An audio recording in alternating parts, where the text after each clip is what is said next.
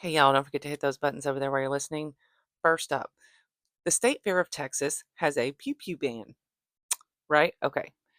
They are being sued by Texas AG Paxton. 70 Republican lawmakers have urged the fair to lift its pew pew ban,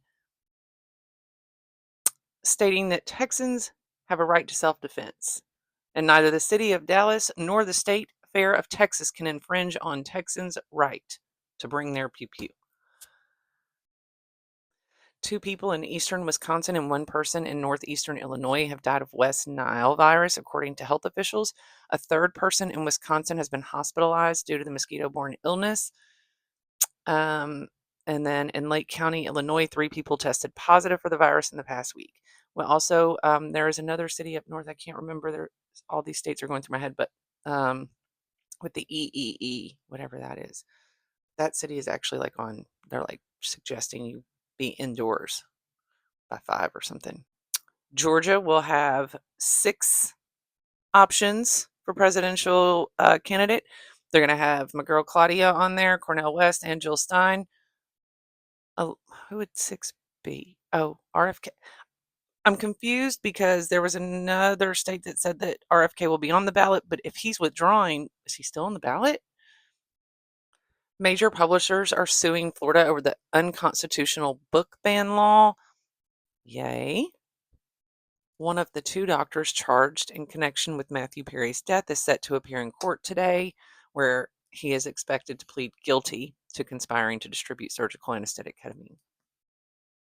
I don't know what all is going on between X and Brazil, but apparently X is braced to be banned in Brazil because they didn't appoint a legal representative by the deadline of last night. Ford is joining the list of companies walking back DEI policies.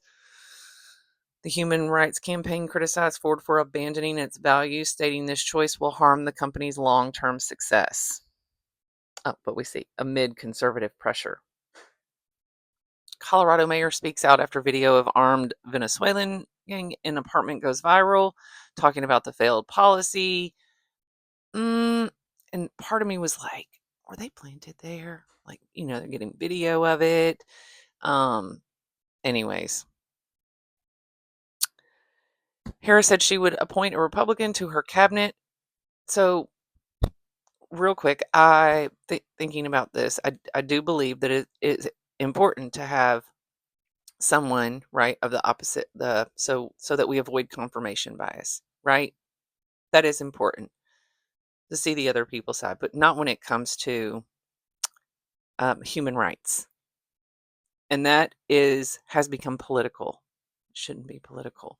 Another thing that kind of sort of scares me about this was on the New York Times. Hold on. Yes, there, up there.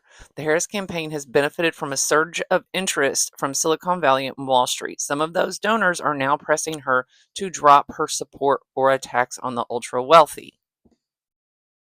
We can't forget that she still does not have policy. She just keeps talking about strengthening the middle class, and that is great. We want those prices to go down. We want all the things that you're talking about, but we want show us how you're going to do that, because you're still taking money from big corporations. So how you going to do that, friend? Or probably not friend.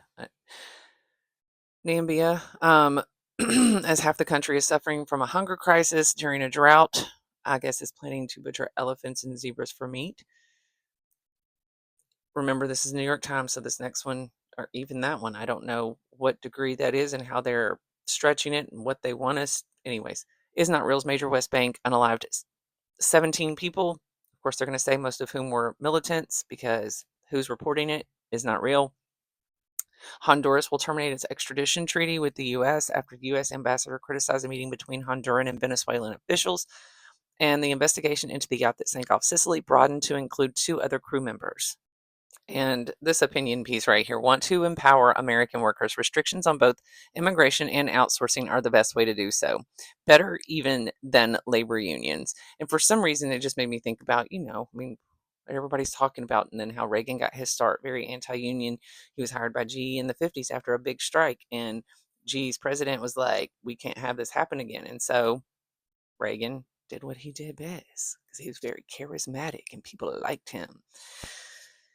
Anyways, don't forget to hit those buttons over there. I hope your day doesn't suck. Oh, one last thing. Yesterday, if you've made it this far, yesterday's opinion piece was about parenting and the struggles of parenting, and how the attorney general is calling it like there's a crisis as far as we need to reevaluate those stresses. That is right alongside of right them taking Roe v. Wade. Doesn't make sense. Okay. Anyways, don't forget to hit those buttons. I hope your day doesn't suck. Okay, love y'all. Bye.